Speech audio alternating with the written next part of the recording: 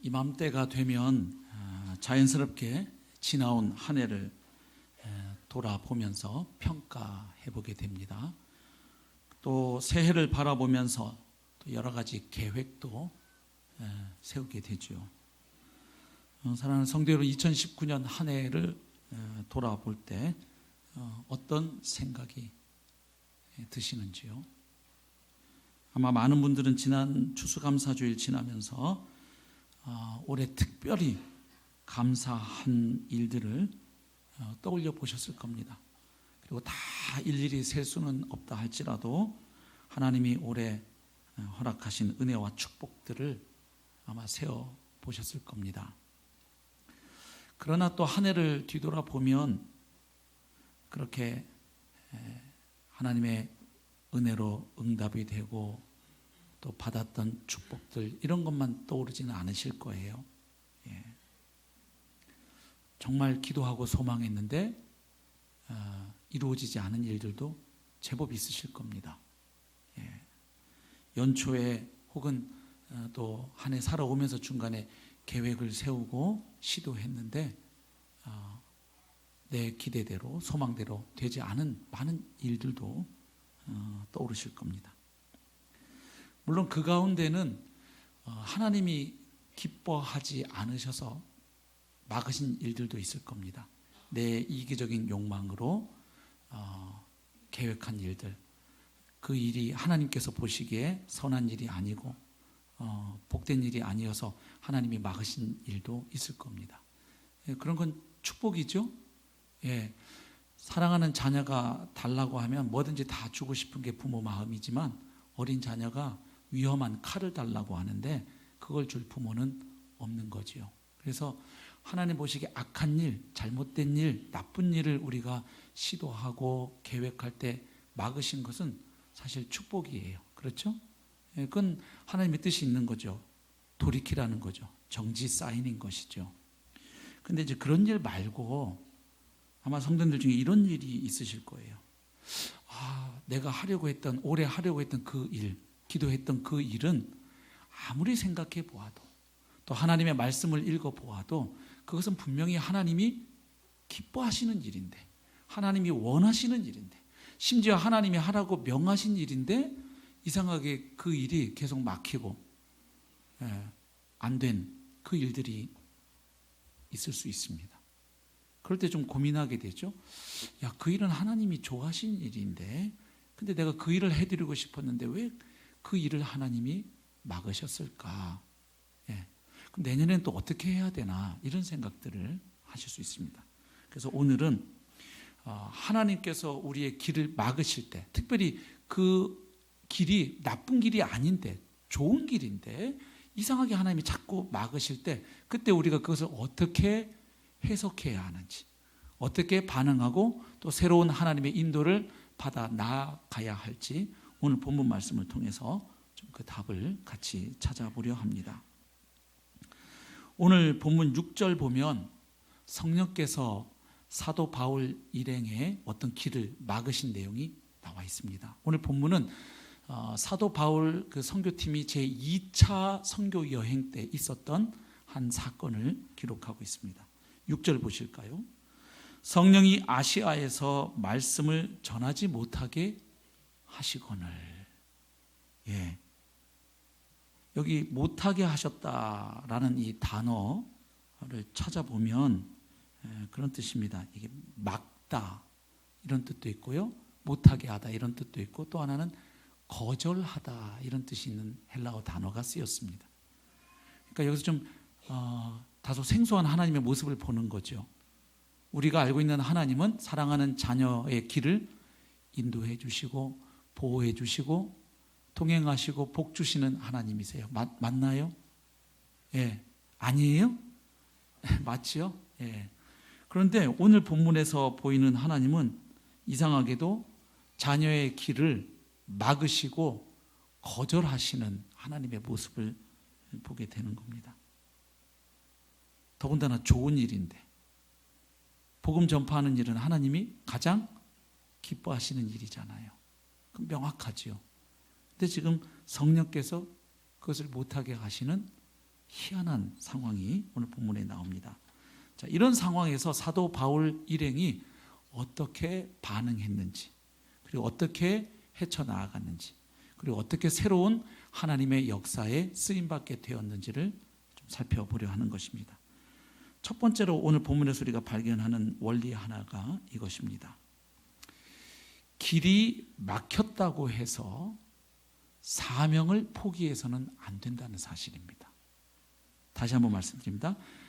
내가 가려고 하는 그 길이 막혔다고 좌절하거나 낙심해서 내게 주어진 사명을 포기해서는 안 된다는 겁니다. 다시 말하면 길이 막혀도 현재 내가 할 수 있는 일, 현재 하나님이 나에게 하도록 맡기시는 그 일에 최선을 다할 필요가 있다는 사실을 보게 됩니다. 자, 여기 보십시오. 지금 자신들의 이 선교 계획이 막혔을 때 바울이 어떻게 행동합니까? 성령이 아시아에서 말씀을 전하지 못하게 하시거늘 그들이, 즉 바울 일행입니다, 부르기아와 갈라디아 땅으로 다녀가 무시아 앞에 이르러 비두니아로 가고자 애쓰되. 일부 예배 때 여기 포인터를 제가 쓰고 뒀는데 누가 또 치우셨네요. 네, 감사합니다. 자, 지도를 좀 띄워주세요. 자, 지금 사도 바울 일행의 선교 계획은 이런 계획입니다. 2차 선교 여행인데 1차 선교 여행 때 그 세워졌던 교회들을 다시 방문해서 그 교회들을 다시 복음의 진리로 굳건하게 세우고, 그리고 그 지역을 중심으로 해서 조금 더 주변에 선교 사역을 확장하려는 계획을 바울이 가지고 있었습니다. 그래서 지금 그 지역들을 돌아보려고 하는데 성령께서 지금 뭘 막으십니까? 아시아에서 말씀 전하는 것을 막으십니다. 여기서 혼동하시면 안 되는 게, 여기서 말하는 아시아는 오늘 우리가 대한민국이 살고 있는 이 아시아 대륙을 말하는 게 아니고 그 터키 근방의 그 소아시아 지역을 말하는 것이죠. 자, 여기 보면 아시아가 있죠. 그래서 이 아시아의 수도가 여기 에베소입니다. 에베소. 그래서 이쪽 지역을 지금 복음을 전하려고 하는데 성령이 막으셨습니다. 여기서 중요한 것은 복음 전파를 막으신 게 아니고 아시아에서 복음 전하는 걸 막으셨다는 사실이에요. 맞죠? 성령이 복음 전파를 막을 일은 없잖아요. 이유는. 그렇죠? 자, 그래서 아시아에서 복음 전하는 걸 막으니까 바울이 어떻게 합니까? 여기 부르기아, 갈라디아 이쪽으로 가려고 시도하죠. 그리고 또 어떻게 합니까? 무시아, 여기 지금 미시아라고 적혀 있죠. 무시아로 가서 바울이 어디로 지금 가려고 진행합니까? 이쪽 아래는 지금 성령이 못하게 하시니까 바울이 어떤 선택을 한 거죠? 옆쪽으로 가려고 했죠. 동쪽으로 다시. 여기 비두니아. 그래서 비두니아로 가려고자 애쓰되. 자, 여기서 알 수 있는 게 뭐냐면 바울 일행은 알았습니다. 성령께서 복음 전파하는 일을 막으실 이유는 없는 겁니다. 왜냐하면 성령님이 오신 목적 자체가 복음 전파를 위해서 오셨기 때문이죠. 그래서 복음 전파를 금하신 게 아니고 아시아 지역에서 복음을 전하지 못하게 하시는구나 깨닫고, 그렇다면 다른 지역으로 가서 계속 복음을 전하자 해서 지금 움직이고 있는 상황입니다.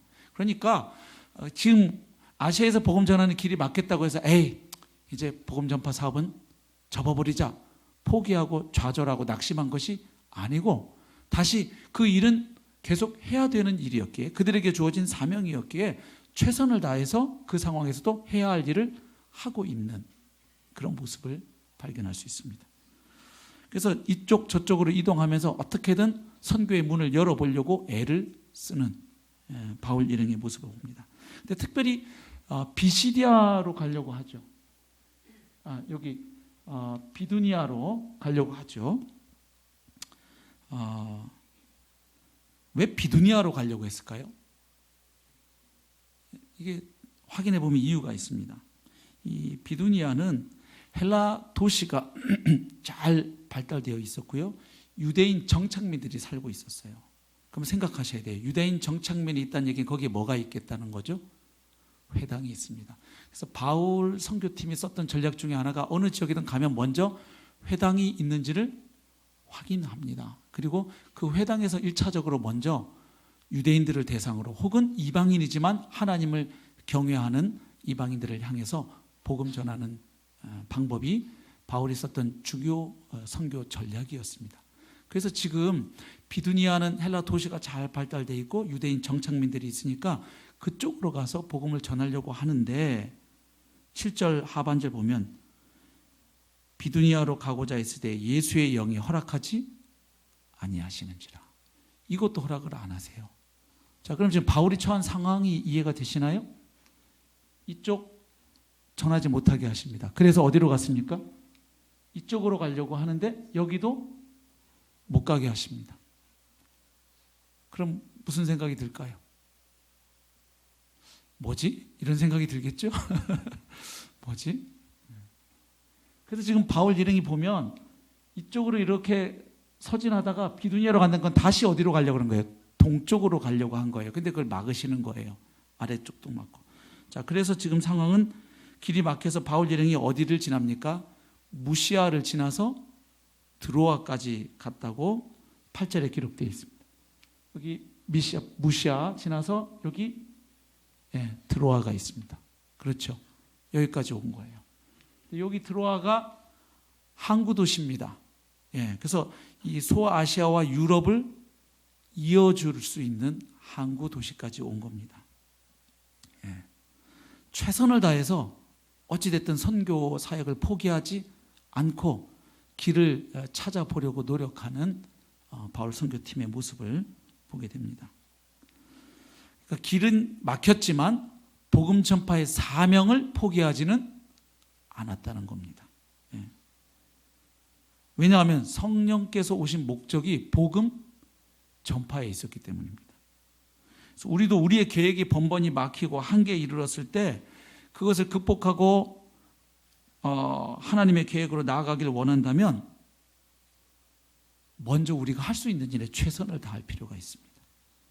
막혔다고 다 놓는 게 아니라 나의 계획이 막히고 길이 막힐 때 그러면 기본적으로 내게 주신 사명이 무엇인지를 기억하고 현재 상황에서 할 수 있는 일에 최선을 다하는 태도가 필요한 것입니다. 자, 이 바울 일행팀의 입장에서 좀 생각을 해보면 왜 아시아에서 복음 전하는 일을 막으셔도 이 일을 그만둘 수 없었느냐? 명확합니다. 성령이 복음 전파하는 일 자체를 막으신다고는 생각하지 않았기 때문이었습니다. 어떻게 할 수 있을까요? 사도행전 1장 8절 말씀 우리 같이 한번 읽어보겠습니다. 시작. 오직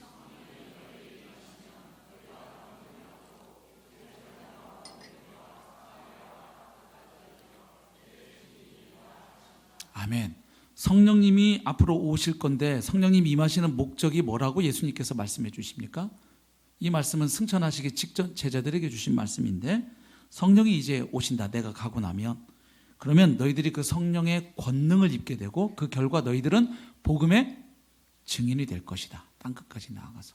그러니까 성령님이 오신 목적 자체가 복음 전파를 위해서 오신다는 겁니다. 그러니 지금 성령이 아시아에서 말씀을 전하지 못하게 하셨을 때 복음 전파 자체를 금하시는 것이라고는 생각할 수 없었습니다. 아시아 지역에 허락하지 않는다고 생각을 했습니다. 그래서 지금 어떤 노력을 하는 겁니까? 그렇다면 아시아가 아닌 다른 지역으로 계속 나아가 복음 전파를 하고 있는 모습인 것입니다. 실제로 오순절날 성령이 강림하셨을 때 이런 일이 일어납니다. 사도행전 2장 4절입니다. 그들이 다 성령의 충만함을 받고 성령이 말하게 하심을 따라 다른 언어들로 말하기를 시작하니라. 실제로 오순절날 성령이 오셨을 때 그 성령 받은 사도들과 성도들이 어떻게 됩니까? 배우지 않은 외국 언어로 예수 그리스도의 십자가 부활의 복음을 담대하게 선포하는 일이 일어났습니다. 사도행전 4장 31절 보면 베드로와 요한이 그 앞에 공회에 잡혀갑니다. 그래서 복음 전하지 말라는 협박을 받고 다행히 풀려나는데 돌아와서 성도들에게 그 일을 이야기해 주자 성도들이 마음을 합하여 하나님께 간절히 기도합니다. 이런 상황에서도 담대하게 복음을 전하게 해달라고 합심 기도하는데 그 기도가 마치고 일어난 일을 기록합니다. 빌기를 다하매 모인 곳이 진동하더니 무리가 다 성령이 충만하여 담대히 하나님의 말씀을 전하니라. 아멘. 그러니까 성령님이 임하셔서 역사하시면 그 결과가 항상 담대하게 하나님의 말씀을 전파하는 일이 일어나는 것을 확인할 수 있습니다. 그러니까 지금 바울 일행은 성령이 아시아에서 말씀을 전하지 못하게 막으셨을 때 말씀 전파 자체를 막으시는 게 아니고 아시아 지역에서는 막으시는구나, 이렇게 해석할 수밖에 없었고, 그렇다면 다른 지역으로 나아가 우리는 계속 이 사명을 감당해야 한다, 이렇게 결론을 내리고 감당했던 모습을 보고 있습니다. 그래서 저희들도 마찬가지입니다. 내가 나쁜 일이 아니고 내 욕망과 이기심으로 계획한 일이 아니고 하나님이 원하시는 일이고 기뻐하신 일이고 하나님이 명하신 일인데 이상하게 내가 계획한 일들이 자꾸 막힐 때, 그럼 도대체 나는 무엇을 할 수 있단 말인가? 예, 할 수 있는 일이 있습니다. 현재 하나님이 내게 맡겨주신 일에 최선을 다하는 것이 필요합니다. 그렇죠. 현재 내게 맡겨주신 영혼, 내게 맡겨주신 일, 내게 맡겨주신 사역, 그 일에 최선을 다하면서 계속해서 그 사명의 길을 걸어가야 하는 것이죠. 예. 그러면 모든 성도에게 주어진 기본적인 사명이 있습니다. 무엇일까요?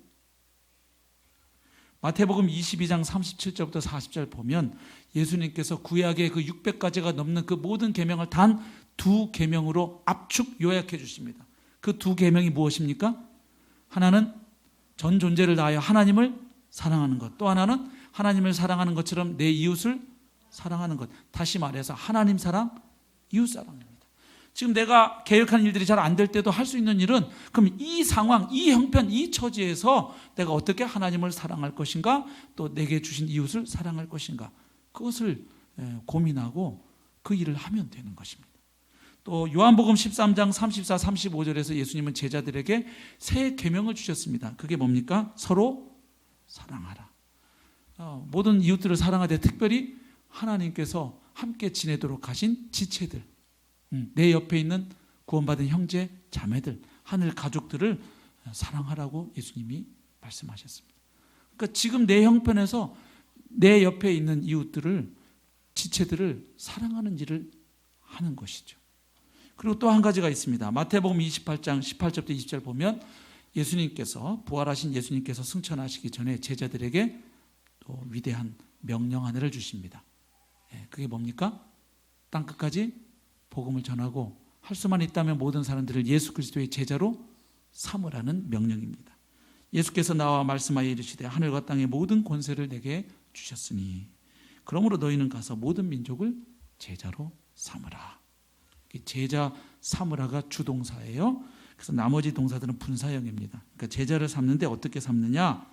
복음 전해서 예수 믿게 하고 예수 믿으면 침례를 베풀고, 그리고 예수님의 말씀을 다 가르쳐서 지키도록 양육하고 훈련하고 도와줌으로, 세워줌으로 예수님의 제자를 삼으라는 명령입니다. 자, 그러니까 내가 하는 일들이 다 막힐 때, 내 시도들이 막힐 때, 하나님이 그걸 막으시고 거절하시는 분명한 응답을 주실 때, 사인을 주실 때 우리가 해야 할 일은 무엇입니까? 그러면 이 상황에서 내가 어떻게 하나님을 사랑하고 이웃을, 지체들을 사랑할 것인가, 그리고 이 상황에서도 어떻게 나는 복음을 전할 것인가, 그것을 생각하고 그 일에 최선을 다하는 것이 필요한 것이죠. 예. 바울을 실제로 보면 그는 감옥에 갇혀서도 복음 전하는 일을 멈추지 않습니다. 이제 감옥에 왔으니까 끝났구나, 그러지 않아요. 그는 감옥에 갇혔을 때도 간수장에게도 복음을 전합니다. 아시죠? 예. 그리고 계속 기도를 하잖아요. 나는 비록 이 감옥에 갇혀있지만 밖에서 성도들에 의해서 복음이 계속 전파되기를 그 안에서 간절하게 중보하는 사역을 또 해요. 그래서 그 가운데 못된 사람들도 있었죠. 바울을 시기하고 대적하는 사람들이 일부가 어떤 생각을 했습니까? 야, 저 바울 지금 감옥에 갇혀서 얼마나 답답할까. 이때 우리가 열심히 복음 전파하고 교회 개척해서 저 바울 아주 그냥 배를 좀 아프게 해주자. 열심히 복음을 전했을 때 바울의 반응이 무엇이었습니까? 이러나 저러나 예수 그리스도의 전파되면 나는 기뻐하고 또 기뻐하겠다. 그러니까 감옥이라는 상황에서도 그는 그곳에서 할 수 있는 사명에 집중하는 거예요. 예. 그러니까 하나님 사랑, 이웃 사랑도 내가 돈이 좀 여유가 있으면 이 물질 가지고 지체들을 섬길 수 있는 거예요. 또 물질이 없으면 나는 그러면 아무것도 안 하니까요? 아니죠. 내 몸으로 섬길 수도 있고 그 지체를 만나서 그 어려운 이야기를 들어줄 수 있고 격려해 줄 수 있고 기도해 줄 수 있고 같이 울어줄 수 있고 또 좋은 일 축하할 일 생기면 정말 진심으로 같이 기뻐해 주고 축하해 주고 할 수 있는 일들이 있다 이 말입니다. 예. 그래서 우리가 길이 막힐 때 첫 번째 기억할 것, 현재 상황에서 내게 주어진 사명을 여전히 감당하는 것입니다. 예. 이제 막혔으니까 난 그만해가 아니라 그 상황에서 최선을 다하며 여전히 그 사명의 길을 걸어가는 것이 필요합니다. 두 번째 원리는 이것입니다. 기도함으로 하나님의 인도를 구할 필요가 있습니다. 예. 자, 지금 바울 일행은 최선을 다해서 선교의 길을 찾아보았지만 한계에 부닥쳤습니다. 이리 가도 막으시고 저리 가도 막으십니다. 지금 바울 일행이 어디에 와 있냐면 드로아 항구에 서 있습니다. 지도 한번 다시 띄워주십시오. 자, 여기 지금 드로아 항구에 서 있는 바울과 그의 일행들이 어떤 마음일까요? 이 드로아 앞쪽은 지금 뭡니까? 바울 일행이 한 번도 가보지 않은 에게해가 그들 앞을 막고 있어요. 한 번도 안 가본 곳이에요. 미지의 땅이에요. 두렵죠? 그 다음 이 밑으로 이 아시아는 성령이 복음 전하지 못하도록 막으셨어요. 아래쪽은. 그래서 이쪽으로 가려고 했는데 비두니아로 가는 것도 막으셨어요. 그럼 고민이 되죠. 그럼 도대체 어떻게 하라는 거야? 바다로 다 입수 작전을 하라는 거야? 뭐야? 별 생각이 다 들겠죠. 이때 하나님께서 말씀해 주십니다. 우리 9절을 보십시오. 우선 제가 8절 읽고 9절 같이 읽겠습니다. 무시아를 지나 드로아 항구입니다. 드로아로 내려갔는데 같이 밤에 환상이 바울에게 보이니 마케도니아 사람 하나가 서서 그에게 청하여 이르되 마케도니아로 건너와서 우리를 도우라 하거늘. 아멘. 자, 이제 아시아 지역 밑에도 못 가고 옆쪽으로도 못 가는데 그 드로아 항구에 서 있는데 하나님께서 밤에 환상을 통하여 보여주시는 그 그림이 있었습니다. 마케도니아인 사람이 바울을 향해서 건너와서 우리를 좀 도와달라. 이 말은 뭡니까? 우리에게도 와서 복음을 전해달라는 환상을 보게 됩니다. 바울이 어떻게 이 환상을 보게 되었을까요? 낙심해서 낮잠 자다가 본 환상은 아닙니다. 예, 그 9절 보면 밤에 이렇게 돼 있어요. 막 꼬박꼬박 졸다가 그냥 비몽사몽간의 환상을 봤을까요? 본문에 명확하지는 않은데 사도행전 맥락에서 우리가 추론할 수 있는 내용이 하나 있습니다. 사도행전에서 보면 환상은 거의 대부분 기도와 연결이 되어 있음을 보게 됩니다. 자, 보십시오. 사도행전 9장에서 사도 바울이 당시 핍박자였죠. 그리스도인들을 잡아서 체포하기 위해서 체포영장 받아가지고 그 멀리까지 남의 구역까지 갑니다. 그런데 그 다메섹 길 위에서 누구를 만납니까? 그가 핍박하던 부활하신 예수 그리스도를 만나게 됩니다. 그래서 그가 강력한 빛비침을 받고 떨어지죠. 그리고 눈이 멀어버립니다. 그래서 그 다메섹 도상에서 회심하고 3일 동안 보지 못해요. 그런데 그때 금식하며 기도할 때 하나님이 어떤 환상을 바울에게 보여주시냐면 아나니아라고 하는 하나님의 사람이 자신에게 와서 안수해 줄 때 자기가 보게 되리라는 환상을 봅니다. 한번 보실까요? 9장 11절. 주께서 이르시되 일어나 직가라 하는 거리로 가서, 여기서 주님이 지금 이르시는 건 누구에게 하시는 말씀이냐면 아나니아에게 하시는 말씀이에요. 거리로 가서 유다의 집에서 다소 사람 사울이라 하는 사람을 찾으라. 그가 뭐 하는 중이니라? 기도하는 중이니라. 그가 아나니아라 하는 사람이 들어와서 자기에게 안수하여 다시 보게 하는 것을 보았느니라. 그러니까 하나님이 지금 양쪽으로 작업하시는 거예요. 사울한테는 지금 그 환상을 보여주시는 거예요. 아나니아가 와서 안수 기도할 때 자기가 보게 되리라는 환상을 보여주시고, 그리고 하나님이 아나니아한테는 너 이제 일어나서 사울한테로 가라. 내가 지금 이렇게 작업 다 해놨으니까 네가 가서 기도하면 된다. 지금 양쪽으로 하나님이 역사하고 계신 바로 그런 상황입니다. 그래서 지금 여기 바울이 기도할 때 하나님께서 이런 환상을 허락하셨습니다.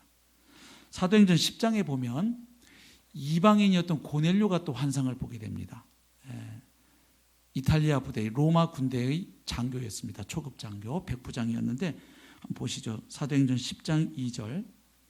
그가 경건하여, 여기 그는 고넬료를 의미합니다. 10장 1절 보시면 온 지방과 더불어 하나님을 경외하며 백성을 많이 구제하고 하나님께 항상 뭐 하더니? 기도하더니 하루는 제9시쯤 되어 환상 중에 밝히 봄에 하나님의 사자가 들어와 이르되 고넬료야 하니, 그리고 주신 말씀이 뭡니까?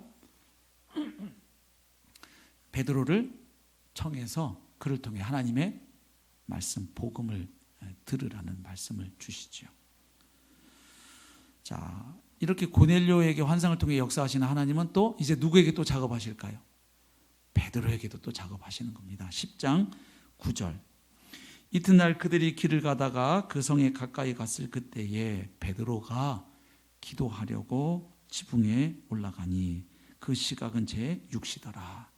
그가 시장하여 먹고자 하되 사람들이 준비할 때 황홀한 중에 하늘이 열리며 한 그릇이 내려오는 것을 보니 큰 보자기 같고 내 귀를 메어 땅에 들이웠더라. 그 유명한 보자기 환상입니다. 유대인으로서 도무지 먹을 수 없는 그 부정한 짐승들이 있는데 하나님이 명하시죠. 베드로야 이걸 잡아서 먹어라. 그랬더니 베드로가 거절하죠. 하나님, 저는 지금까지 이런 것들을 먹은 적이 없습니다. 앞으로도 그럴 겁니다. 했더니 하나님이 깨끗하게 하신 것을 네가 속되다고 부정하다고 하지 말라 하면서 그 환상이 반복되죠. 그리고 그 환상을 보고 도대체 이게 무슨 뜻일까 할 때 똑똑똑 누가 온 겁니까? 바로 고넬료가 보냈던 사람들이 온 거죠. 그리해서 베드로가 그 집에 가서 복음을 전했을 때 이방인들도 뭘 받는? 성령을 받는 놀라운 일이 이제 일어나게 되었죠. 자, 그래서 이렇게 볼 때 아마도 바울이 환상을 보게 된 건 그냥 뭐 졸다가 그냥 어쩌다 이렇게 환상을 하나 봤다기보다는 하나님, 그렇다면 지금 아시아도 맞고 비두니아도 맞고 그럼 도대체 여기서 우리는 어떻게 해야 합니까? 우리의 나아갈 길이 무엇입니까? 이걸 묵상하고 계속 하나님께 여쭈었겠죠. 그리고 그런 기도 가운데 있을 때 하나님은 환상을 통해 마케도냐로 건너가라는 이 말씀을 주시게 되었습니다. 그래서 우리도 길이 막힐 때 할 수 있는 일 첫 번째는 뭡니까? 현재 내게 주신 사명에 여전히 충실하는 거예요. 최선을 다하는 거예요. 그러면서 하나님, 그러면 이것을 통해 무슨 일을 하려고 하십니까? 제가 다 알 수 없사오니 하나님 말씀하여 주옵소서. 하나님께 구해야죠. 자, 그 다음 세 번째 원리를 보게 되는데, 공동체가 함께 하나님의 뜻을 발견하고 확신하는 것이 필요합니다. 그것이 아주 유익합니다. 보통 이렇게 말씀 보고 기도하다 보면 어떤 감동이 오면 독불장군식으로 우리가 행동하기 시작해요. 그냥 나 혼자 그냥 감동받고 나 혼자 그냥. 근데 성숙한 사람들은 하나님에게서 어떤 말씀이 오고 기도를 통해 확신 주셨을 때 이제 그것이 정말 하나님의 뜻이 맞는지를 확인해 갑니다. 그래서 다시 하나님께 재차, 하나님 정말 맞습니까? 제가 하나님 뜻을 잘 분별한 게 맞는지요?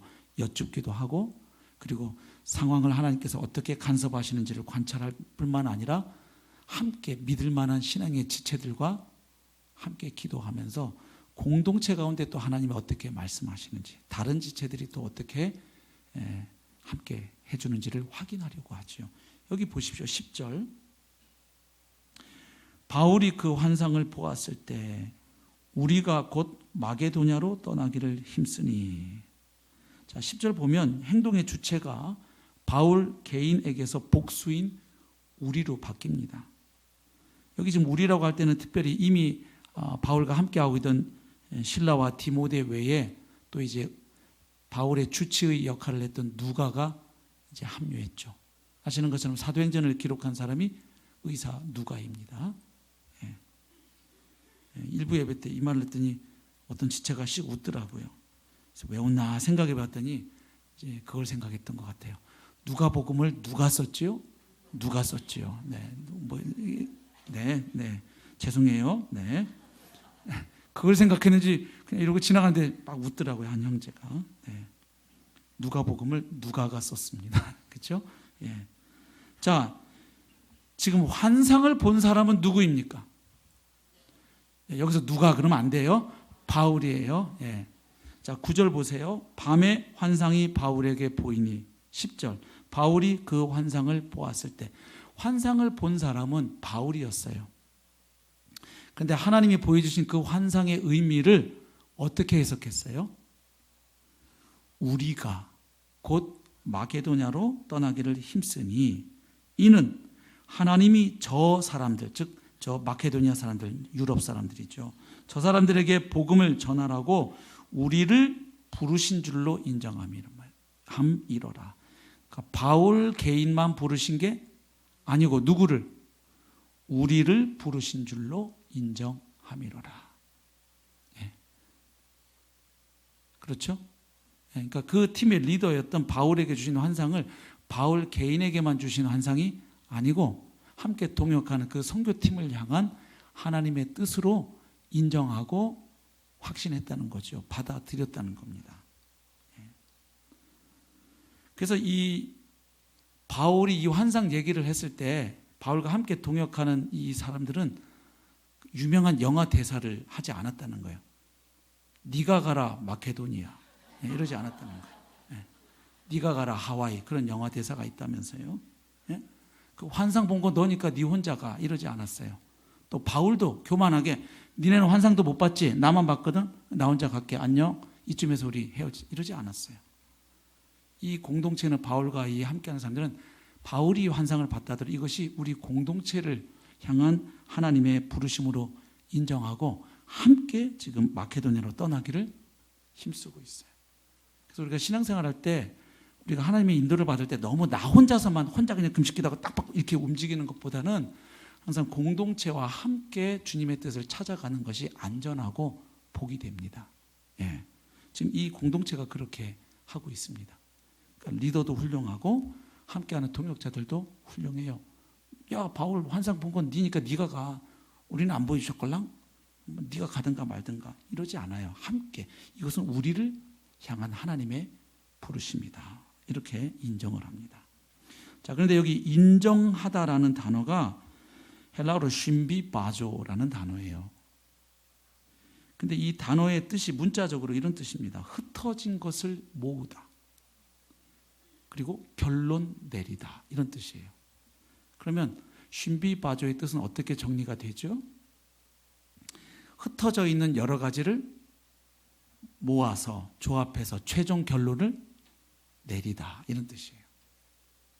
그러니까 지금 이 바울 일행이 이제 하나님이 우리의 선교의 반향을 저쪽 마케도니아 쪽으로 새로운 길로 인도하신다라고 인정했다, 이 말은 그냥 바울이 본 환상 하나만 가지고 환상 왔어, 가자, 이게 아니라 최근에 그들이 겪었던 여러 가지 일들을 환상까지 포함하여 종합적으로 판단해서 결론을 함께 내렸다는 이야기입니다.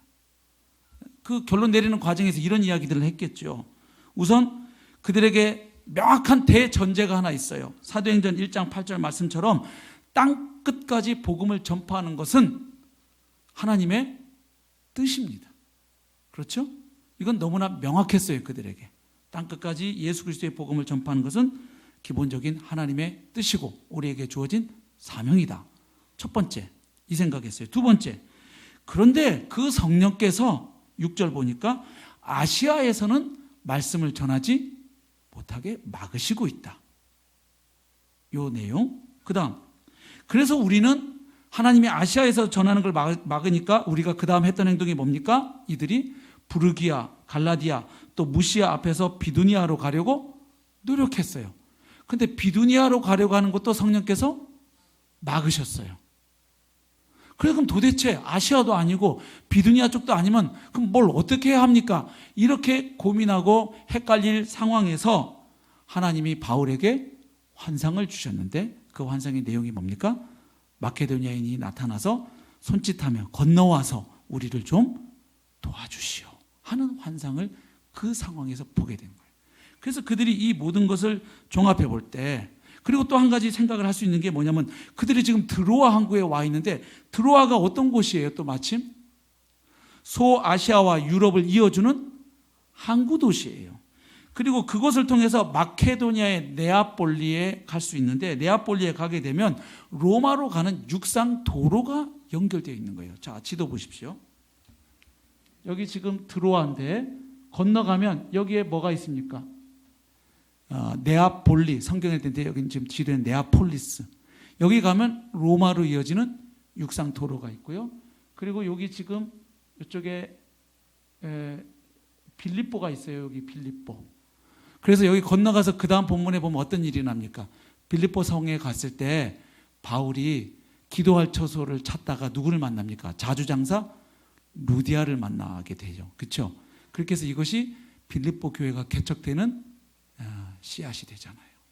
그렇죠? 예. 이렇게 해서 선교의 방향이 유럽으로 가게 되고, 유럽에서 아시아로, 아프리카로, 신대륙으로, 그래서 복음이 쭉 해서 우리에게까지 왔죠. 그래서 지금 복음은 다시 서진했던 복음이 이제 어디로 가고 있습니까? 다시 복음이 첫 출발했던 이스라엘 향해서 복음이 다시 가고 있는 지금 이런 큰 선교의 흐름을 우리가 보게 됩니다. 그러니까 지금 여기 인정했다는 말은 바로 이런 거예요.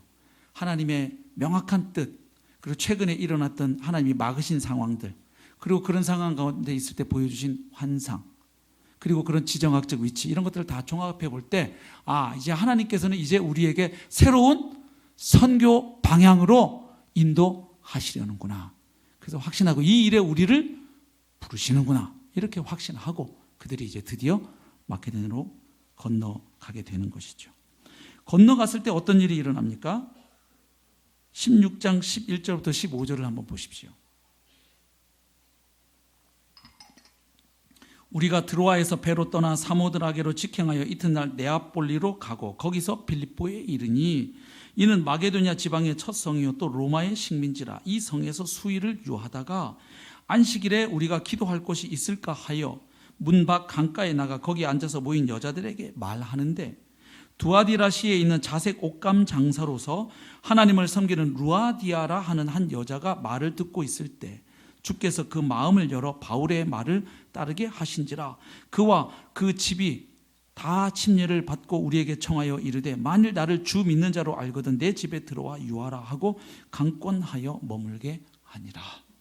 예, 복음의 열매가 맺히는 거예요. 이러면서 이제 교회가 또 개척이 되게 되고 유럽 선교의 문이 열리는 것을 볼 수 있습니다. 그래서 지금 오늘 본문의 이 하나님의 막으심 다음에 오히려 다시 복음이 새로운 지역에 확장되는 일을 볼 수 있어요. 그런데 희한한 것은 오늘 본문 또 바로 앞 문맥에는 어떤 일이 기록되어 있을까요? 오늘 본문 앞부분 15장 41절부터 16장 5절까지는 그 내용이 한마디로 말하면 바울이 1차 전도 여행 때 세웠던 교회들을 재방문하는 내용입니다. 그래서 그 결과로 어떤 일이 일어났는지를 오늘 보면 바로 앞절 16장 5절은 이렇게 소개합니다. 이에 여러 교회가 믿음이 더 굳건해지고 수가 날마다 늘어가니라. 어떤 상황이에요? 성도의 수가 늘어난 거예요. 제자의 수가 확장이 된 거예요. 사역이. 그렇죠? 그러면 오늘 본문은 어떻습니까? 오늘 본문 앞에 사역이 확장됐어요. 그리고 오늘 본문 뒤에 유럽 선교의 지경이 확장이 됐어요. 그 사역이 확장되는 일 가운데 뭐가 있어요? 하나님의 막으심과 거절이 있었어요. 그렇죠? 뭘 배울 수 있나요? 개인과 교회가 하나님의 은혜와 복으로 말미암아 막 성장하고 부흥하다가도 때로 이해할 수 없는 막힘을 경험할 수 있다는 거예요. 지금 오늘 본문 앞에 사역의 확장이 있었어요. 잘 돼가는 무대예요. 그래서 여기서 더 아시아에서 더 확장해 보려고 바울이 하는데 하나님이 막으셨던 것이죠. 그 막으심을 통해 인도 하셔가지고 어디로? 유럽 선교의 문을 열고 계신 바로 이런 상황입니다. 그래서 정말 하나님이 원하시는 일을 하려고 하는데 장애물에 부닥치거나 경험하게 되는, 만나게 되는 어려움은 그 후에 주어질 사역의 확장과 축복의 과정일 수 있다는 것을 보게 되는 것이에요. 그러니까 결국 이렇게 보면 하나님이 구원받은 성도에게 뭔가를 거절하시는 것은 이리 보아도 저리 보아도 은혜이고 축복이에요. 그렇잖아요. 내가 해서는 안 될 선택을 하고 하나님이 원하시지 않는 악한 일, 내 욕망을 따라 선택하는데 하나님이 막으셨다. 이거 복이에요. 아멘. 그거 술술 풀리면 그거 복이 아닙니다, 여러분.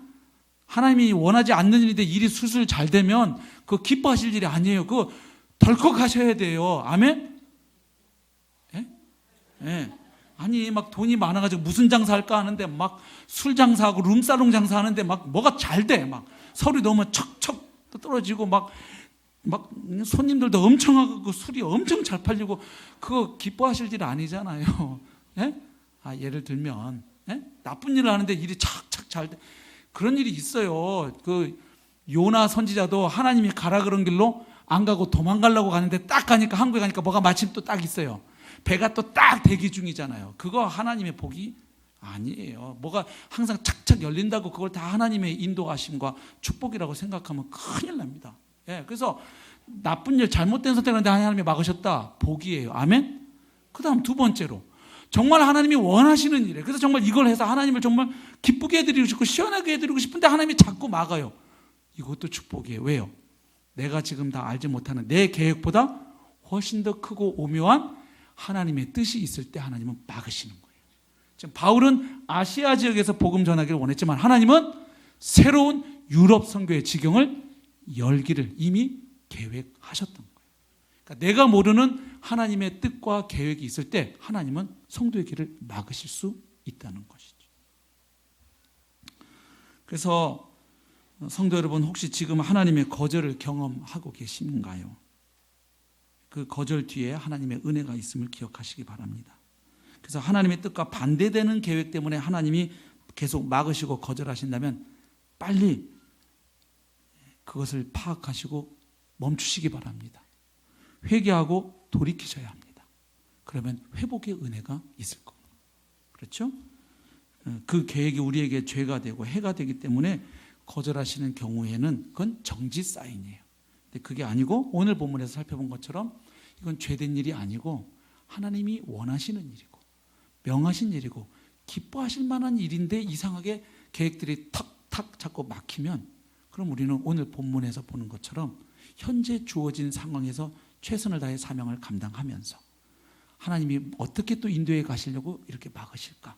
하나님의 뜻을 여쭈어야 되고 그리고 그 일에 나 혼자만 하기보다 공동체가 지체들과 함께 그 하나님의 인도함을 받으려 할 때 하나님이 우리를 인도해 가시고 하나님이 위대한 일을 행하실 줄로 믿습니다.